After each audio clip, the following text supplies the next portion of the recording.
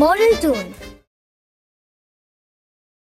सीतापुर गांव में कलावती नाम की एक बुजुर्ग अम्मा अपने 2 बेटों राहुल और आर्यन के साथ रहती थीं।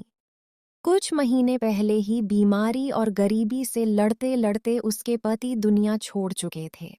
पति के जाने के बाद कलावती ने मजदूरी करके, भूखे रहकर और अपने सपनों को मारकर अपने दोनों बेटों को बड़ा किया। राहुल बड़ा बेटा था जो माँ की हर तकलीफ समझता था। माँ, अब आप चिंता करना छोड़ दो। बचपन से लेकर आज तक आपने हमारे लिए बहुत दुख सहा है। पिताजी के जाने के बाद आपने अकेले हम दोनों को संभाला। खुद भूखी रहीं, लेकिन हमें कभी भूखा नहीं सोने दिया। अब आपकी मेहनत खत्म। अब मैं बड़ा हो चुका हूं। मैं मेहनत करूंगा, खेतों में काम करूंगा, लेकिन आपको कभी दुख नहीं होने दूंगा। बस अब आप आराम करो माँ। बेटा, माँ को अपने बच्चों के लिए काम करके कभी दुख नहीं होता, लेकिन आज तुम्हारी बातें सुनकर लग रहा है कि मेरा बेटा सच में बड़ा हो गया। भगवान करे तुम्हारे जैसा बेटा हर घर में हो। बस अब ये भावुक बातें बंद करो। भैया, मैं साफ बोल देता हूँ, मुझसे खेतों में मजदूरी नहीं होगी। मुझे अपनी जिंदगी जीनी है। अगर आप लोग चाहते हो कि मैं भी गरीबी में पड़ा रहूं तो माफ करना, मुझे मेरा हिस्सा चाहिए। मैं अलग रहूंगा। आर्यन की बातें सुनकर राहुल चौंक जाता है। कलावती के हाथ कांपने लगते हैं। आर्यन, तुम्हें शर्म नहीं आती? अभी पिताजी को गए कितना समय हुआ है और तुम बंटवारे की बात कर रहे हो। माँ ने हमारे लिए अपनी पूरी जिंदगी लगा दी और तुम उसी माँ को अकेला छोड़ना चाहते हो। भैया, मैं गलत नहीं हूं। मैं बस अपना भविष्य सुरक्षित करना चाहता हूं। आज पिताजी की बीमारी में जमीन बिक गई। कल अगर कुछ और हो गया तो मेरे हिस्से में क्या बचेगा? मैं खाली हाथ नहीं रहना चाहता। आर्यन बेटा, क्या पैसा इतना बड़ा हो गया कि माँ और भाई छोटे पड़ गए? मैंने तुम्हें अपनी गोद में खिलाया, तुम्हारे लिए भगवान से लड़ गई, और आज तुम यही सोचते हो कि माँ तुम्हारा हिस्सा छीन लेगी। माँ, मैं बस अपना हक मांग रहा हूँ। इसमें गलत क्या है? ठीक है माँ, अगर आर्यन को जमीन और घर चाहिए तो सब उसे दे दो। मेरे लिए सबसे बड़ी दौलत आप हो। मैं आपके साथ उस पुरानी झोपड़ी में भी खुशी से रह लूंगा। लेकिन एक बात याद रखना आर्यन, इंसान पैसा कमाकर अमीर बन सकता है, मगर अपनों का प्यार खो दे तो जिंदगी भर गरीब ही रहता है। राहुल अपनी माँ का हाथ पकड़कर घर छोड़ देता है। कलावती पीछे मुड़कर अपने घर को देखती है और उसकी आंखों से आंसू बहने लगते हैं। वहीं आर्यन घर के अंदर खड़ा सब कुछ देख रहा था, लेकिन उसका दिल अभी भी लालच में अंधा हो चुका था। रात का समय था। आसमान में काले बादल छाए हुए थे। तेज हवा चल रही थी। गांव के किनारे बनी पुरानी टूटी झोपड़ी के अंदर एक छोटा सा दिया जल रहा था। यही वह जगह थी जहां राहुल के पिता ने अपनी आखिरी सांस ली थी। आज उसी झोपड़ी में राहुल अपनी बूढ़ी माँ के साथ रहने आ चुका था। झोपड़ी की छत कई जगह से टूटी हुई थी। बारिश का पानी अंदर टपक रहा था। कलावती एक कोने में बैठी थी और बार बार अपने आंसू छुपाने की कोशिश कर रही थी। माँ, आप बार बार रो क्यों रही हो? क्या आपको अपने राहुल पर भरोसा नहीं है? माना आज हमारे पास बड़ा घर नहीं है, जमीन नहीं है, पैसे नहीं है, लेकिन हमारे पास मेहनत करने वाले हाथ तो है ना। मैं दिन रात मेहनत करूंगा माँ, चाहे मजदूरी करनी पड़े या खेतों में खून पसीना बहाना पड़े, लेकिन आपको कभी दुख नहीं होने दूंगा। बेटा, मुझे गरीबी से डर नहीं लगता। मैंने पूरी जिंदगी गरीबी में ही काटी है, लेकिन आज दिल इस बात से टूटा है कि जिस बेटे को मैंने अपनी गोद में खिलाया, वही बेटा मुझे बोझ समझने लगा। माँ के लिए इससे बड़ा दुख और क्या होगा बेटा? माँ, आर्यन अभी नादान है। उसे दुनिया की असली कीमत समझ नहीं आई। उसे लगता है पैसा ही सब कुछ है, लेकिन एक दिन उसे एहसास जरूर होगा कि माँ और भाई का प्यार किसी दौलत से बड़ा होता है। उस दिन वो खुद हमारे पास लौट कर आएगा। राहुल बेटा, भगवान ने मुझे गरीब जरूर बनाया, लेकिन तुम्हारी जैसा बेटा देकर दुनिया की सबसे अमीर माँ बना दिया। मुझे तुम पर गर्व है। तुम्हारे पिताजी आज जिंदा होते ना तो तुम्हें देखकर बहुत खुश होते। माँ, बस आप अपना आशीर्वाद मेरे साथ रखो। कल सुबह मैं काम ढूंढने निकलूंगा। अब हमें किसी के सामने हाथ फैलाने की जरूरत नहीं पड़ेगी। मेहनत करने वाला इंसान कभी भूखा नहीं मरता।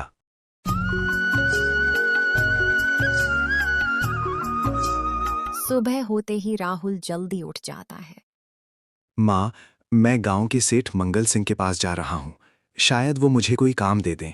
आप चिंता मत करना, मैं खाली हाथ वापस नहीं आऊंगा। जाओ बेटा, भगवान तुम्हारे साथ है। लेकिन याद रखना, चाहे कितनी भी मुश्किल आए, कभी बेईमानी मत करना। मेहनत का रास्ता लंबा जरूर होता है, लेकिन मंजिल हमेशा अच्छी देता है। आप चिंता मत करो माँ, आपका राहुल कभी गलत रास्ता नहीं चुनेगा। राहुल अपनी माँ का आशीर्वाद लेकर वहां से निकल जाता है। दूसरी तरफ आर्यन अपने बड़े घर में अकेला बैठा था। पूरा घर खाली खाली लग रहा था। पहले जहां माँ की आवाज गूंजती थी, वहां अब सन्नाटा था। आर्यन खाने के लिए खुद के पास से 50 रुपए निकालता है। अरे, इतने कम पैसे! लगता है बैठे बैठे खर्च करते करते आधे पैसे खत्म हो गए।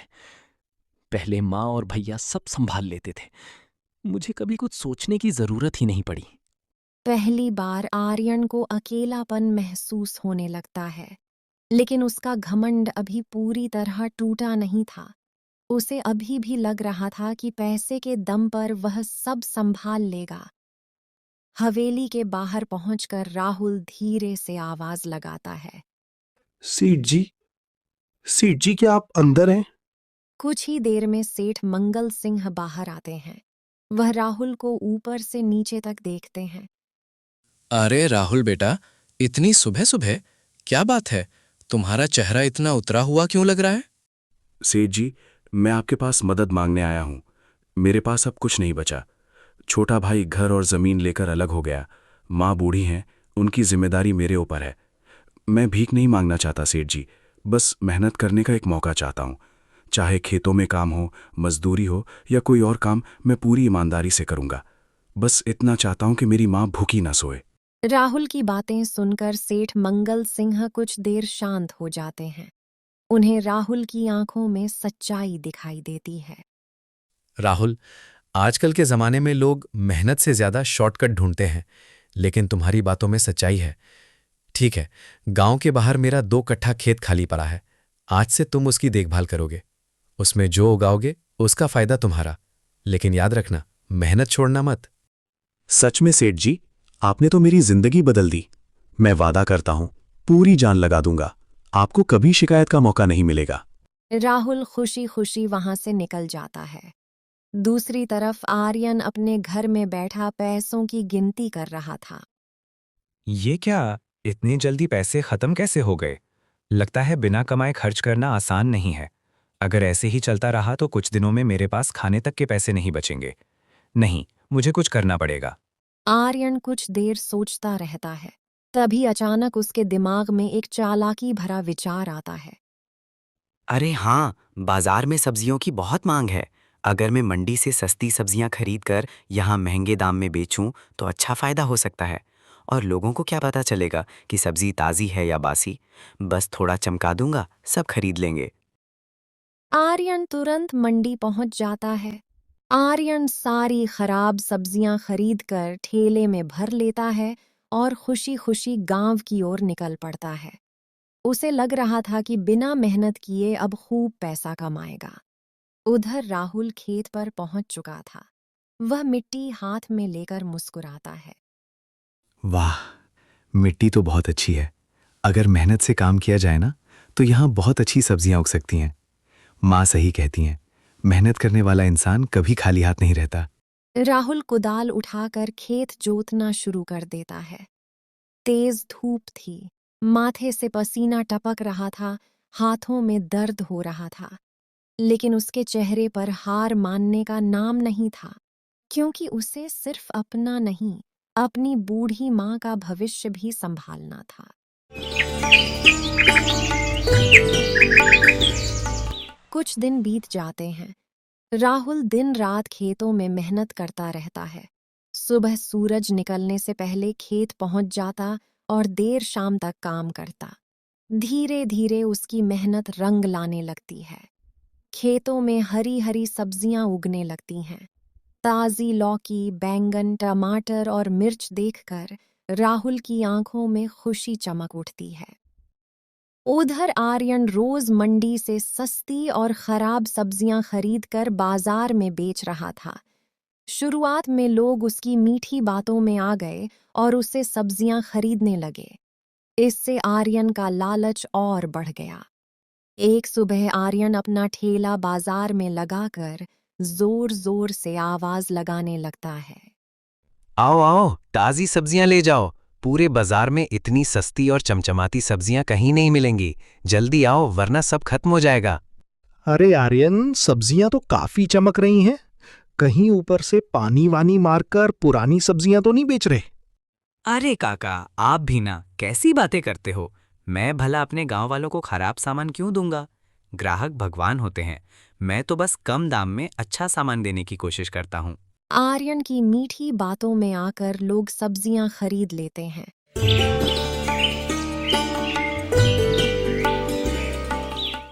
लेकिन अगले ही दिन गांव में शिकायतें शुरू हो जाती हैं। अरे आर्यन, कल जो टमाटर दिए थे अंदर से पूरे सड़े निकले, खाना तक खराब हो गया। और मेरे घर वाले तो सब्जी खाकर बीमार पड़ गए। तुम लोगों को धोखा दे रहे हो। भीड़ के सामने आर्यन घबरा जाता है। वह कुछ बोल नहीं पाता। लोग गुस्से में उसे भला बुरा कहने लगते हैं। उस दिन उसका एक भी सब्जी नहीं बिकता। उसी समय दूसरी तरफ राहुल अपनी पहली फसल तोड़कर ठेले में भर रहा था। उसकी माँ भी आज बहुत खुश थी। राहुल बेटा, आज तुम्हारे पिताजी होते ना तो तुम्हें देखकर खुशी से रो पड़ते। इतनी मेहनत से खेत संभालना कोई आसान काम नहीं होता। माँ, ये सब आपकी दुआओं का असर है। बस भगवान से यही मांगता हूं कि आपकी आंखों में अब कभी आंसू ना आए। राहुल ठेले में ताज़ी सब्जियां भरकर बाजार पहुंचता है।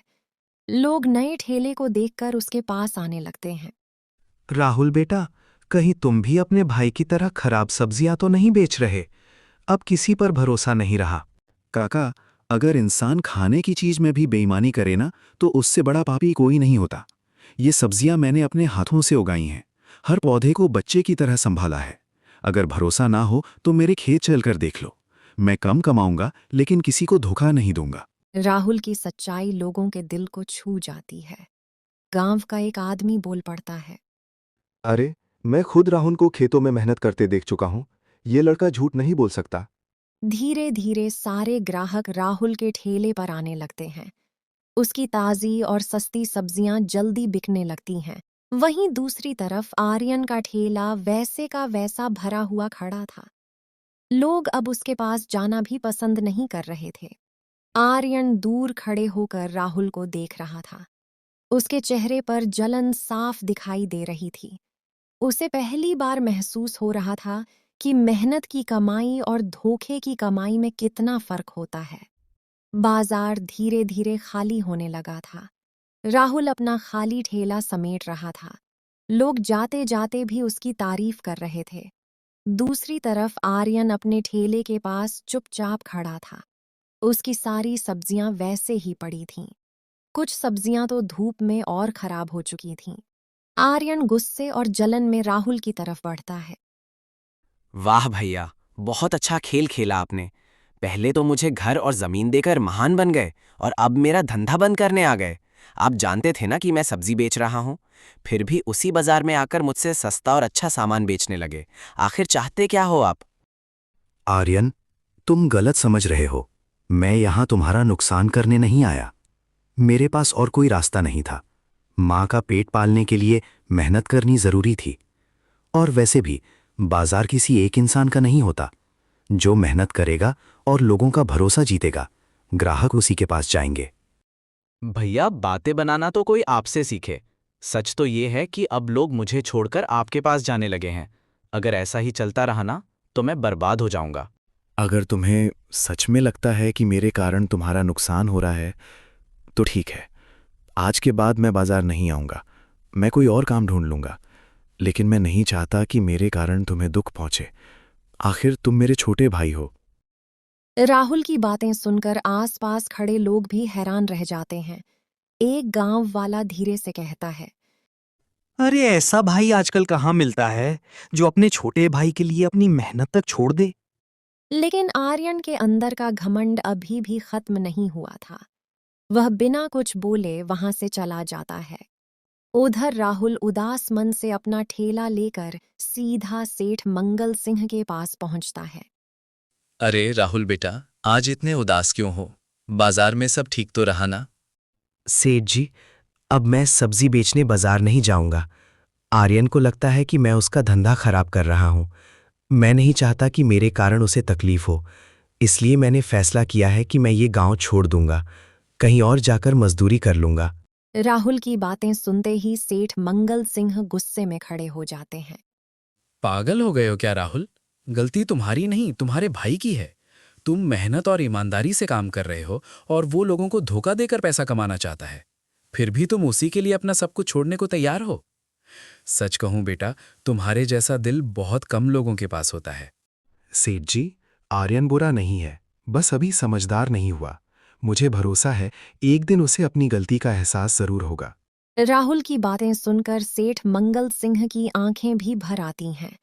उन्हें आर्यन पर बहुत गुस्सा आता है।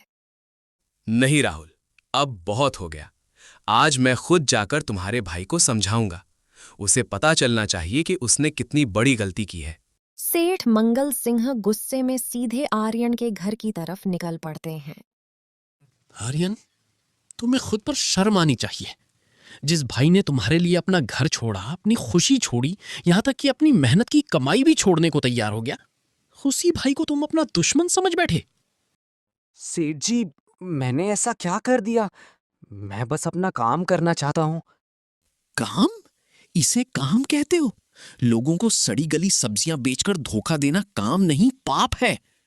और सुनो, राहुल तुम्हारा धंधा बंद करने बाजार नहीं आया था।